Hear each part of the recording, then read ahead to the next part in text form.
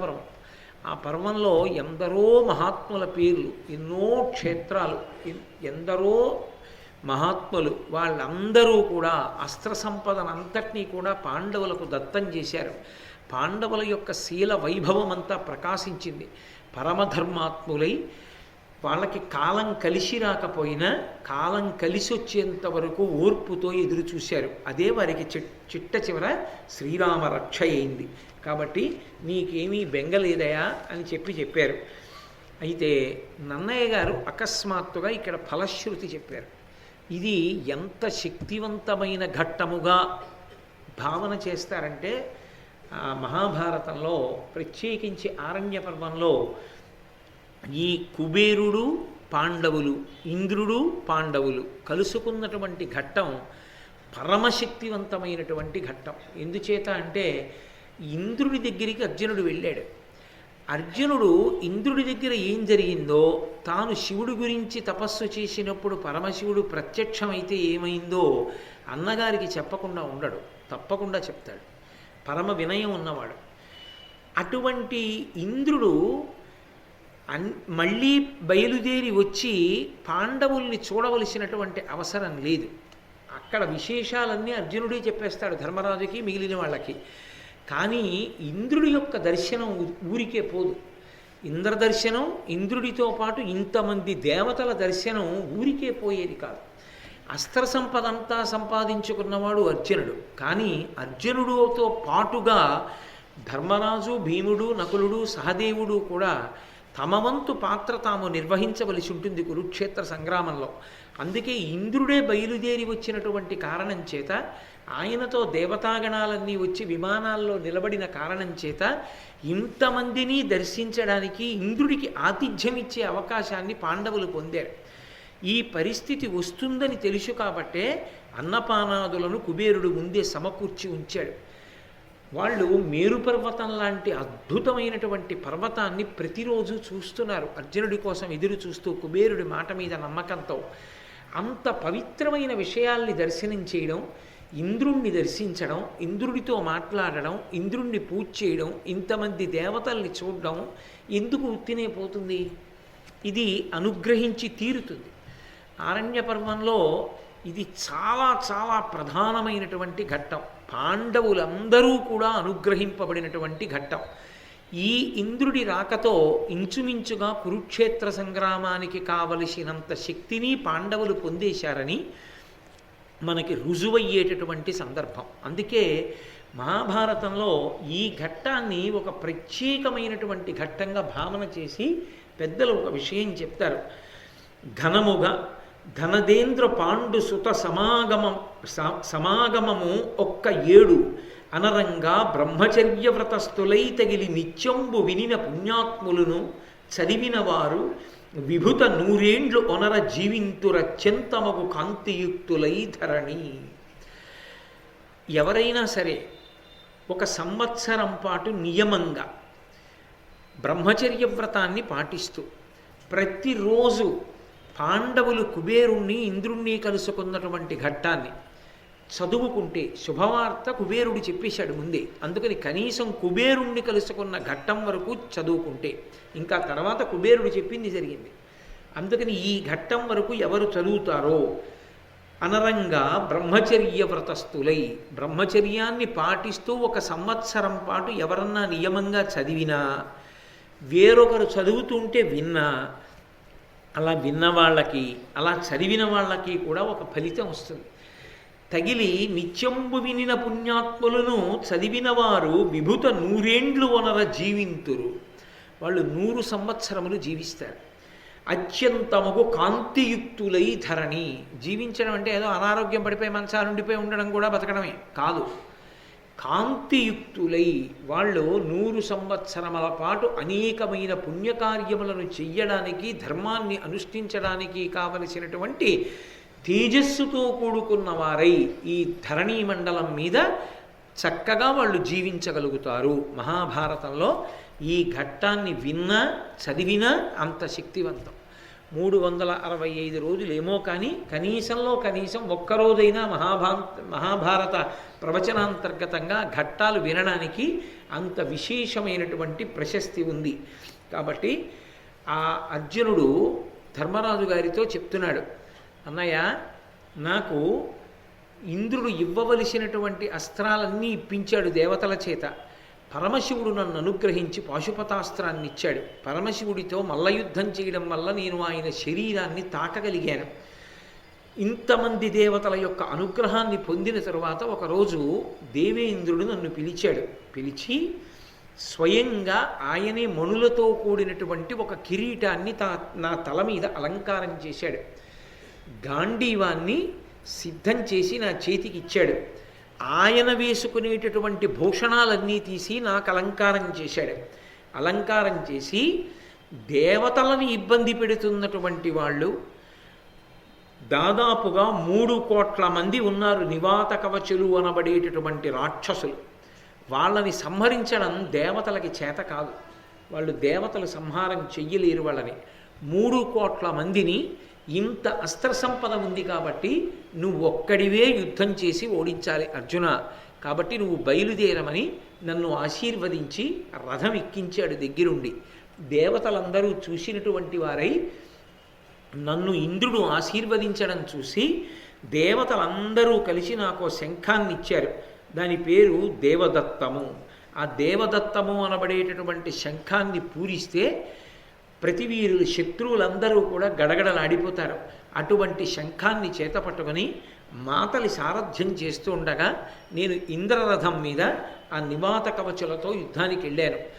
ఎంత భయంకరమైన యుద్ధం జరిగిందంటే మాతలి కింద పడిపోయాడు రథం మించి. ఆ గుర్రాలకి దారి తెలియలేదు. కింద పడిపోయిన మాతలి అరిచాడు. ఇత పూర్వం దేవతలకి రాక్షసులకి యుద్ధాలు జరిగాయి. ఆ యుద్ధాలలో నేను ఇంద్రుడికి సారథ్యం చేశాను. అప్పుడు కూడా నేను ఇంత భయంకరమైన యుద్ధాన్ని చూడలేదు. ఈ యుద్ధం అంత భయంకరంగా ఉంది. అర్జున ఇది సమాప్తం అవుతుందా అని అడిగాడు. 3 కోట్ల మంది రాక్షసులు విడిచిపెట్టినటువంటి కొన్ని కోట్ల బాణములను అర్జునుడు ఒక్కడే ఛేదించాడు. అది నిజంగా అనితర సాధ్యం. అసలు మహాభారతం చదువుతుంటే ఒళ్ళు గగురు పొడుస్తుంది. 3 కోట్ల మంది రాక్షసులు ఒక్కొక్కడు ఒకే సమయంలో అనేకమైనటువంటి ఆయుధములను ప్రయోగించగలరు. మహాభారతంలో నన్నయ్య గారు ఏమన్నారంటే భూమి ఆకాశములు నిండిపోయాయి వాళ్ళు వేసిన బాణముల చేత అన్నారు. అన్ని బాణములు నిండిపోతే అర్జునుడు ఒక్కడే కవ్వడి 2 చేతులతో బాణాలు వేస్తాడు. ధనస్సు నిలువుగా పట్టుకుంటాడు, ధనస్సు అర్ధచంద్రాకారంగా పట్టుకుంటాడు. ఎప్పుడు ఏ చేతితో ఎటువైపు నుంచి బాణం తీసి అక్షల బాణతోణీరంలోంచి ప్రయోగం చేస్తాడో తెలియదు. 3 కోట్ల మంది చుట్టుముట్టి యుద్ధం చేస్తే ఒక పక్క మాతలి కింద పడిపోయాడు. సారథ్యం చేసేవాడు లేడు రథానికి. వాళ్ళ మాయ వలన చీకట్లు సృష్టించారు. ఆ చీకట్లలో ఆయనే రథసారథ్యం చేసుకుంటూ ధనస్సు చేతపట్టి ఇవాళ నా పరాక్రమం అంటే ఏమిటో చూడు మాతలి అని కొద్ది నిమిషములలో 3 కోట్ల మందిని నివాత కవచులతో సహా సంహారం చేసి మాతలని రథం ఎక్కించాడు. అంతటి పరాక్రమోపేతుడైనటువంటి అర్జునుడికి కురుక్షేత్రంలో పడగొట్టడం పెద్ద కష్టం అవుతుందా? అయినా కురుక్షేత్రంలో కష్టమైంది అర్జునుడికి. కృష్ణ భగవానుడు ఉన్నాడు కాబట్టి సాధ్యమైంది. ఇంత శక్తి సంపన్నుడు కూడా భీష్ముడి ముందు నిలబడలేకపోయాడు. అందుకన్నాడు ధర్మరాజు గారు, నాకు రాత్రులు నిద్ర పట్టదురా, భీష్ముడు, ద్రోణుడు, కృపాచార్యుడు, కర్ణుడు వీళ్ళని తలుచుకుంటే నిద్ర పట్టదు. వాళ్ళేం సామాన్యమైన వీరులు కారు. యుద్ధంలో మనం వాళ్ళని ఎలా తట్టుకోగలం? ఆ శక్తి మనకెక్కడదని అడిగాడు. వెంటనే వ్యాసుడు వచ్చి, మీకు శక్తి లేదనుకుంటూ కూర్చుంటే వచ్చేది కాదు, దేవతల్ని ఉపాసన చేసి కాలాన్ని సద్వినియోగం చేసుకోండి. ఈ అరణ్యవాస కాలం నిష్ప్రయోజనంగా గడిచిపోకుండా భగవంతుని యొక్క అనుగ్రహాన్ని పరిపూర్ణంగా మీరు పరిపుష్టం చేసుకుని దాని వలన అస్త్రములను సంపాదించి కురుక్షేత్ర సంగ్రామంలో మీ సామ్రాజ్యాన్ని మీరు పొందడానికి కావలసినటువంటి స్థితిని పొందండి అని చెప్పిన కారణం చేత అర్జునుడు ఇంత అస్త్ర సంపదని పొందినటువంటి వాడు, 3 కోట్ల మంది నివాత కవచుల్ని సంహరించినటువంటి వాడు, మహాభారతంలో భీష్మాచార్యుల వారు వేసినటువంటి బాణాలకి శ్రీకృష్ణ పరమాత్మని కొట్టేసి అర్జునుణ్ణి కొడుతుంటే పూచిన మోదివృక్షంలో రక్తం కారిపోతుంటే భీష్మాచార్యుల వారిని నిగ్రహించలేక నిలబడిపోతే కృష్ణుడు రథంలోంచి దూకేశాడంటే భీష్ముని యొక్క శక్తి ఎటువంటిదో ఆలోచించవచ్చు. ద్రోణాచార్యుల వారు వ్యూహం పన్నితే భేదించడం అంత కష్టమైంది. అర్జునుడు ఒకవైపు ఉంటే ఎవరు వెళ్ళలేకపోయారంటే ఒక్కొక్కడు ఎటువంటి శక్తి కలిగిన వాడో ఆ రోజులలో ప్రపంచం నలుమూలల నుంచి ద్రోణాచార్యుల వారి యొక్క ధనుర్వేద పాఠశాలకు వచ్చి ఆయన దగ్గర పాఠం నేర్చుకునేవారు. అంతటి మహానుభావుడు, ధనుర్వేదమనందు అంతటి నిష్ణాతుడు, గురువు. వాళ్లే ఎదురుగుండా వచ్చి యుద్ధం చేస్తే మనం ఎక్కడ యుద్ధం చేయగలరా అని ధర్మరాజు గారు బెంగ పెట్టుకోవడం ఎంత సమంజసమైందో, ఎంత అర్థ విహితమైనటువంటిదో మనకు అర్థమవుతుంది. కాబట్టి ఆ మాతలిని అడిగాడు అర్జునుడు. ఈ 3 కోట్ల మంది రాక్షసులు ఇంత శక్తివంతులై ఉన్నారే, వీళ్ళని ఇంతకాలం దేవతలు ఎందుకు ఉపేక్షించారు? వాళ్ళిచ్చిన అస్త్ర సంపదతోనేగా నేను వీళ్ళని పడగొట్టాను, వాళ్ళందరూ కలిసి వచ్చి వీళ్ళని ఎందుకు సంహరించలేదని అడిగాడు. అడిగితే అప్పుడు మాతలి అర్జునుడికి చెప్పాడు రహస్యాన్ని. అసురుల వలన భయం బైన అప్పుడు వేల్పులకు సేమంబుగా బలవిరోధి ఈ ప్రోలు జలధిలో ఇమ్ముగా నిర్మించే ధనుజులు పదపడి వనజగర్భు వలన తపోవీర్యవంతులై ఇందుండ అమరుల చేత కయ్యమున అజితులయ్యుండబడసిన అమరేంద్రుడిరిగి తద్విజయార్థముగా పంచె విజయ నిన్ను అమరులకు అసాధ్యులైనట్టి వీరల నీవు యోర్చి తనుచు నిమ్మితోడ నన్ను సంస్తుతించి నరనాథ మాతలి కడగి అప్పుడు రథము క్రమ్మరించే అని చెప్పాడు. ఆ మాతలి చెప్తూ ఇది ఈ సముద్రం దగ్గర, సముద్రం లోపలికి వచ్చేటట్టుగా ఇంత గొప్ప పట్టణాన్ని దేవేంద్రుడు నిర్మాణం చేశాడు. ఎందుకు నిర్మాణం చేశాడు అంటే ఎప్పుడైనా రాక్షసులు దండెత్తి వస్తూ ఉంటారు అకస్మాత్తుగా, ఒక్కొక్కసారి దేవలోకాన్ని విడిచిపెట్టవలసి ఉంటుంది. అప్పుడు ఒక రహస్య స్థావరం ఒకటి ఉంటుందని ఇంత గొప్ప పట్టణాన్ని నిర్మాణం చేశాడు. దేవేంద్రుడే నిర్మాణం చేశాడు దేవతల కోసం. కానీ అప్పటికే దేవతల చేత ఓడిపోయినటువంటి రాక్షసులు చతుర్ముఖ బ్రహ్మగారి గురించి తపస్సు చేశారు. తపస్సుకి వశులవుతారు దేవతలు. కాబట్టి స్వామి హనుమ చెప్పారు కదా, స్తోత్రానికి, యజ్ఞానికి, యాగానికి, ప్రార్థనకి, సూక్తానికి వాళ్ళు వశులవుతారు. కాబట్టి బ్రహ్మగారు ప్రత్యక్షమై ఏం కావాలన్నాడు. దేవేంద్రుడు దేవతల కోసం దేన్ని నిర్మించాడో అది మాకు ఆవాసం కావాలి. దేవతలందరూ కలిసి వచ్చినా మమ్మల్ని నిర్జించడానికి కావలసిన శక్తి వాళ్ళకు ఉండకుండా ఉండాలి. ఈ 2 వరాలు ఇమ్మన్నారు. తథాస్తు అన్నాడు. వెంటనే వీళ్ళు ఖాళీ చేసేసారు. ఇంకెందుకు, బ్రహ్మగారు వరం ఇచ్చారుగా.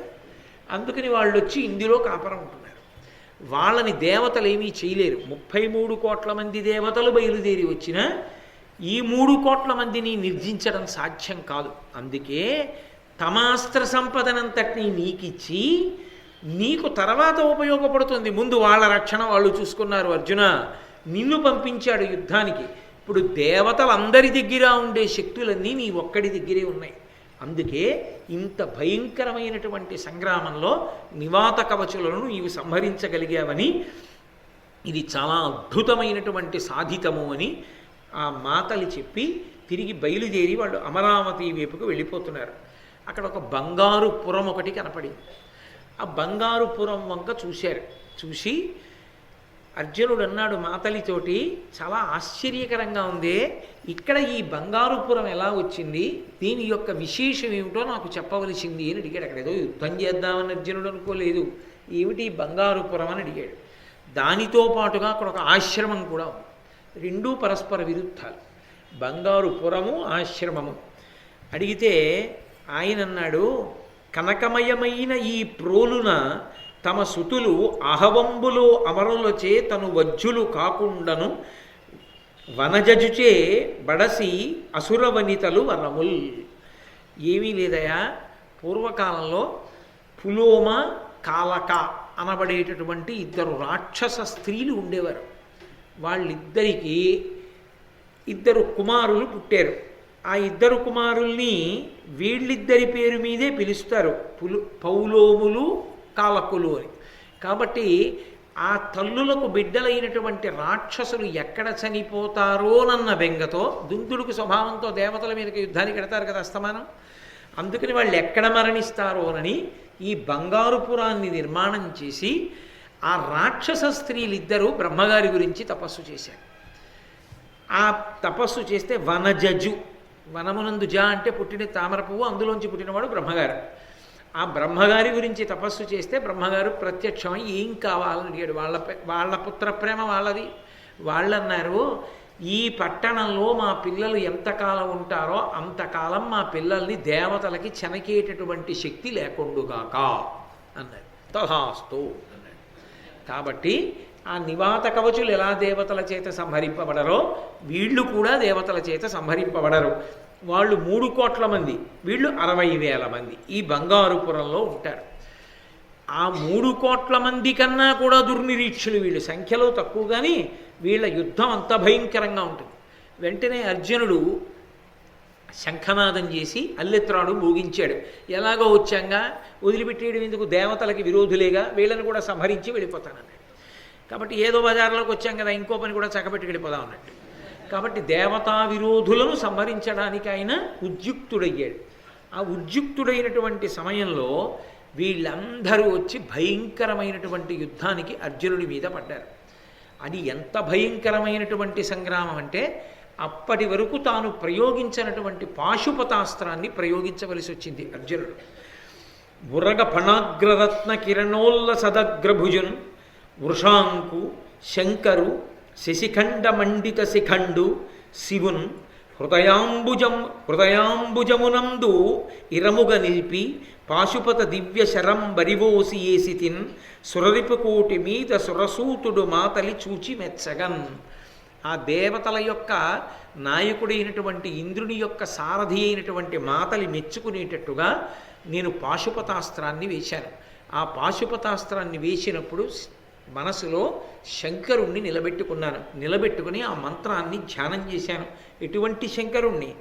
ఉరగ ఫణగ్రరత్న కిరణోల్ల సదుగ్రభుజున్. ఆ పాములు ఆయన కంఠం మీద ఇలా ఆడుకుంటుంటాయి. ఆడుకుంటున్నప్పుడు ఇక్కడికి వచ్చి పడగలు విప్పుతాయి. పడగలు విప్పితే అవేం మామూలు సర్పాలు కావు, వాసుకి లాంటి సర్పాలు. అవి పడగలు విప్పినప్పుడు ఆ పడగల మీద మణుల యొక్క కాంతులు ఉంటాయి. ఆ కాంతులు పరమశివుని యొక్క భుజాల మీద పడుతుంటాయి. అంత పెద్ద పెద్ద సర్పముల యొక్క పడగల మీద ఉండేటటువంటి రత్నముల యొక్క కాంతులు తన భుజాల మీద పడడం చేత ప్రకాశిస్తున్నటువంటి భుజములు కలిగినటువంటి శంకరుణ్ణి వృషాంకు, ఆ దగ్గర పెట్టుకున్నటువంటి పతాకం మీద వృషభము ధ్వజముగా కలిగినటువంటి వాడు, ఎద్దు గుర్తుగా కలిగినటువంటి వాణ్ణి శంకరోతీతి శంకర, లోకములకు శుభాలు చేసేటటువంటి వాణ్ణి శిశిఖండ మండిత శిఖండు, అర్ధచంద్రాకారంగా ఉండేటటువంటి చంద్రుణ్ణి తన యొక్క జటాజూటమునందు ధరించినటువంటి వాణ్ణి, లేదా తదియనాటి చంద్రరేఖని ధరించినటువంటి వాణ్ణి శివున్, మంగళప్రదుణ్ణి, కళ్యాణకారకుణ్ణి హృదయాంబుజంబునందిరముగ నిలిపి, నా హృదయము మనస్సు అనేటటువంటి పద్మంలో స్థిరంగా నిలబెట్టి పాశుపత దివ్యశరం బరివోసి ఏసితిన్, ఒక్కసారి పాశుపతాస్త్రాన్ని స్మరించి నేను విడిచిపెట్టాను. అది సురరిపుకోటి మీద సురసూతుడు మాతలి చూచి మెచ్చగన్. ఆ 60,000 మంది రాక్షసుల మీదకి నేను విడిచిపెట్టినటువంటి పాశుపతాస్త్రం బయలుదేరి అందులోంచి కొన్ని లక్షల శరభమృగాలు, సింహాలు, రాక్షసులు, పిశాచాలు, అనేకమైనటువంటి గణాలు ఇవన్నీ కూడా అస్త్రంలోంచి బయలుదేరి బయటికి వచ్చి ఇంతమందిని చంపేసి కొద్దిసేపట్లో పాశుపతాస్త్ర ప్రభావం చేత ఇంతమంది మరణించారు. ఆ మరణించిన తరువాత దేవేంద్రుడికి వెళ్ళి ఈ వార్త చెప్పాను. ఎంతో సంతోషించాడన్నయ్య. ఆ విధంగా దేవతలు నాకిచ్చినటువంటి అస్త్రాల వలన దేవతలకే మహోపకారం చేశారు అని.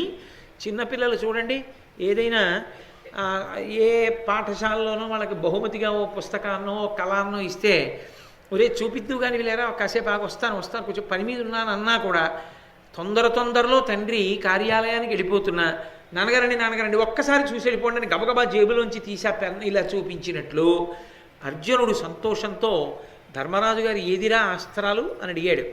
అన్నయ్య నీకు ఒక్కసారి చూపిస్తాను చూడన్నయ్య అని దేవతలు ఇచ్చిన అస్త్రాలు ఒక్కొక్కటి మనసులో స్మరించడం, వాటి యొక్క ప్రయోగంతో ఒక్కసారి వాటిని ప్రయోగించి చూపిస్తున్నాడు. చూపిస్తుంటే ఒక ఆశ్చర్యం జరిగింది. ఒక్కసారి భూమి అంతా కంపించిపోయి గిర్ర గిర్ర గిర్ర గిర్ర తిరగడం మొదలుపెట్టింది. సముద్రాలన్నీ ఘూర్నిల్లిపోయి పైకి లేస్తున్నాయి తరంగాలతోటి. దిగ్గజాలు గర్వం ఉడిగిపోయి నీరసపడిపోయి తలలు వంచేసి, సూర్యుని యొక్క కాంతి అంతా మాసిపోయింది అకస్మాత్తుగా. చతుర్ముఖ బ్రహ్మగారు పరమేశ్వరుడు ఆకాశంలో నిలబడి దేవతాగణాలతో ఆశ్చర్యంగా చూస్తున్నారు. వాళ్ళిచ్చినవేగా ఎందుకు అలా చూడడం? నారదుడు పరిగెత్తుకొచ్చాడు, లోక కళ్యాణకారకుడు కదూ. పరిగెత్తుకొచ్చి అర్జునుడితో అన్నాడు, నాయనా నీ దగ్గర ఈ అస్త్ర సంపద ఉంది కదా అని మీ అన్నయ్య గారి దగ్గర ప్రదర్శించి చూపించేది కాదది. నువ్వు అలా దాన్ని తగిన లక్ష్యం లేకుండా ప్రదర్శించే ప్రయత్నం చేస్తే 3 లోకములు నశించిపోతాయి.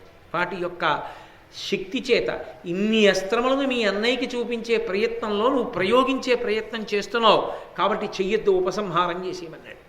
వెంటనే అర్జునుడు ఆ అస్త్రములన్నిటినీ కూడా ఉపసంహారం చేశాడు. చాలా సంతోషించారు.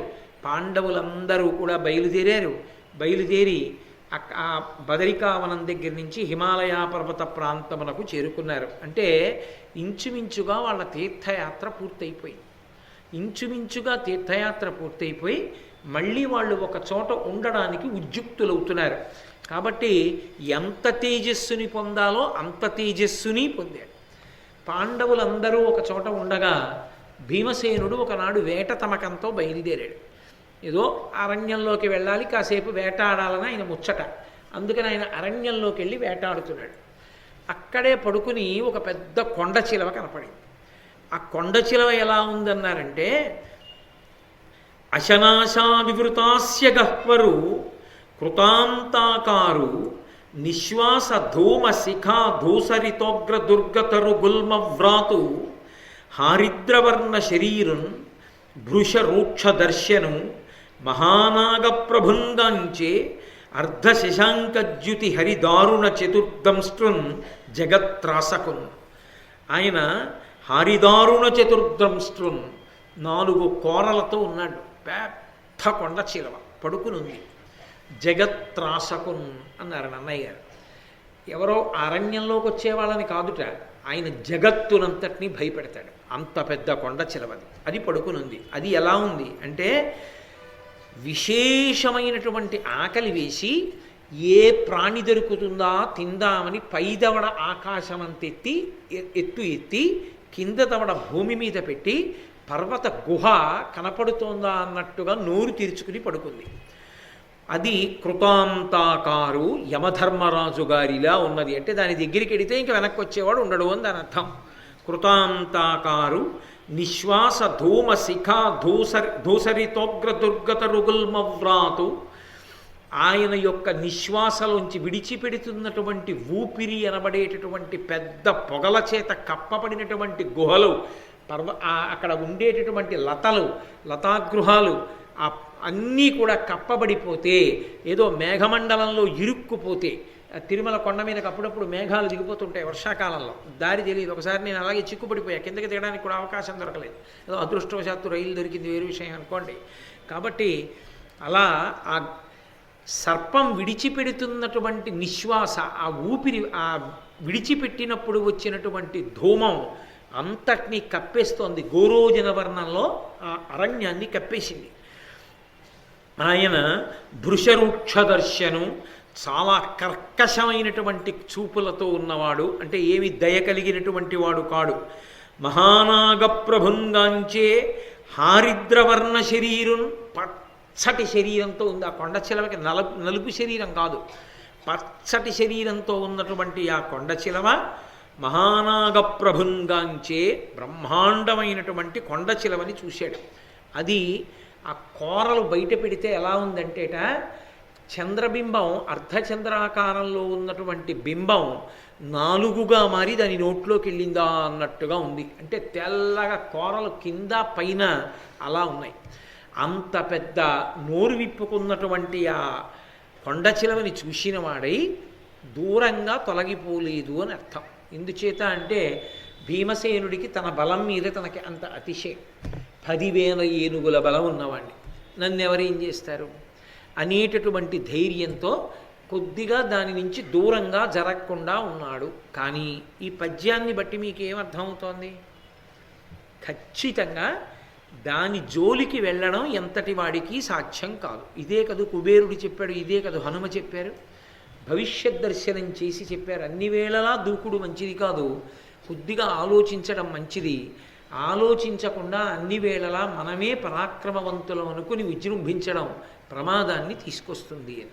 అదే మాట ధర్మరాజు గారు కూడా చెప్పాడు యుద్ధానికి వెళ్ళిపోదామంటే.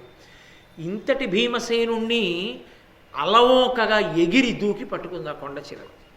పట్టుకోవడంలో కూడా ఆయన ఇక తన 2 చేతులు కదపడానికి వీలు లేకుండా తన పడగ చేత తొక్కి పట్టేసింది.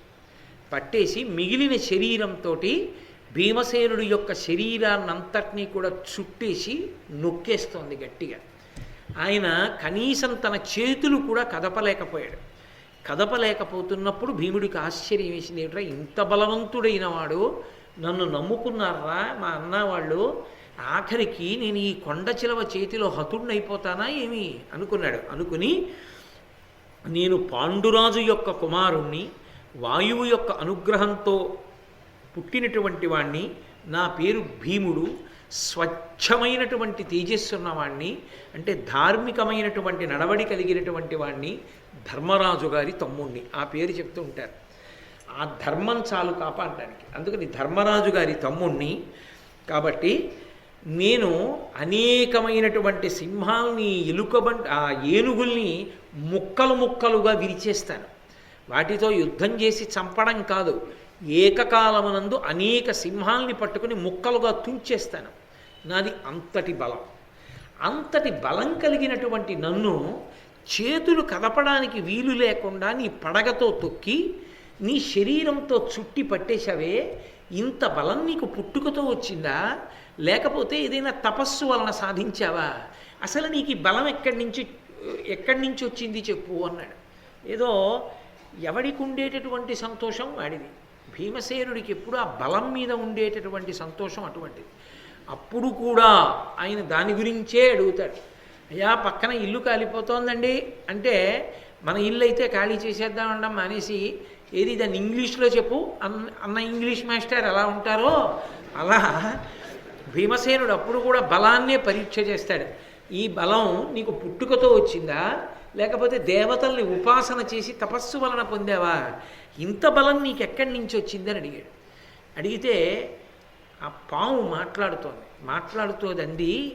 నేను మాట్లాడగలుగుతున్నానంటే కారణం పూర్వజన్మ జ్ఞానం నాకుంది. ఇప్పుడు ఎలా వచ్చిందో, ఈ శరీరానికి ఇంత బలం ఎలా వచ్చిందో చెప్పడానికి ఈ జన్మ జ్ఞానం నాకు చాలదు భీమా. పూర్వజన్మ జ్ఞానం నాకుంది, అందుకని నీకు చెప్పగలుగుతున్నాను. నేను సామాన్యుణ్ణేం కాను. నన్ను ఎదిరించినటువంటి వాళ్ళ బలం వెంటనే పోతుంది. ఎదిరించకపోతే తినేస్తాను, ఎదిరించినా తినేస్తాను. కాబట్టి నా నుండి తప్పుకోవడం అన్నది లేదు. నా నుండి తప్పుకోవడం అంటే నా చూపుల్లో పడకపోవడం ఒకటి. కాబట్టి ఈ అరణ్యంలో ఏ ప్రాణైనా నాకు కనపడింది అంటే నాకు ఆహారం అయిపోయింది అని గుర్తు. ఎందుకని? నాకు అటువంటి వరం ఒకటి ఉంది. నేను సామాన్యుణ్ణి కాను. ఒకానొకప్పుడు దేవేంద్ర పదవిని అధిష్ఠించినటువంటి వాడిని. గర్వానికి పోయి నిష్కారణంగా బ్రాహ్మణుల్ని తోలనాడి ఇవాళ ఇంత హీనమైనటువంటి స్థితికి చేరుకున్నాను, ఏం చెప్పమంటావు అని ఏడిచింది. ఏడిస్తే వెంటనే భీముడు అన్నాడు, ఆ స్థితిలో కూడా వాళ్ళ యొక్క మనోజవం అటువంటిది, వాళ్ళ మనస్సుకున్నటువంటి శక్తి అటువంటిది. ఆయన అన్నాడు, కడుకొని కడు దుఃఖములై ఎడ ఉచితమే ఆత్మనింద ఎయ్యడల మనం బెడలక ఏకాకృతి ఎప్పుడు నుండుట సూవే పురుషార్థమిలన్. ఓ సర్పమా, నువ్వు ఒక్క విషయాన్ని జ్ఞాపకం పెట్టుకో. లోకంలో మనిషి ఎప్పుడూ చేసుకోకూడనిదంటూ ఏదైనా ఉంటే ఒక్కటే ఉంది, ఆత్మనింద చేసుకోకూడదు. ఆత్మనింద చేసుకున్నాడు